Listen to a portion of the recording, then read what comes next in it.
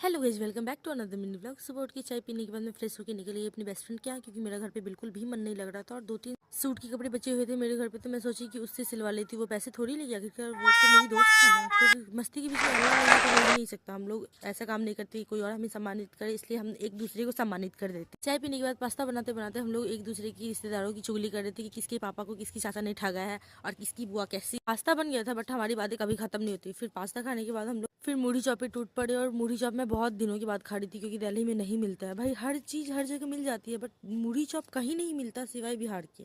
ढेर सारी बकवास करने के बाद हमें रियलाइज़ हुआ कि हमें अब निकलना चाहिए घर के लिए, क्योंकि हम लेट हो रहे थे। फिर मेरी दोस्त को लेना था कुछ कॉस्मेटिक की दुकान से, लेकिन उसमें हमें अपने लायक कुछ नहीं लगा और जो लेना था वो भी नहीं मिला। बाय बोल के हम लोग आ गए थे अपने अपने घर। आने के बाद मुझे लगा भूख, क्योंकि मैं खाना नहीं खाई थी। बाहर का कितना भी खा लो, जब तक घर का ना खाओ सेटिस्फेक्शन ही नहीं मिलता है। मेरा भाई का है बोर्ड्स, इसलिए वो नालायक पढ़ रहा था। फिर तारक मेहता देख देते थे। हम खाना खा ले, मिलते हैं नेक्स्ट व्लॉग।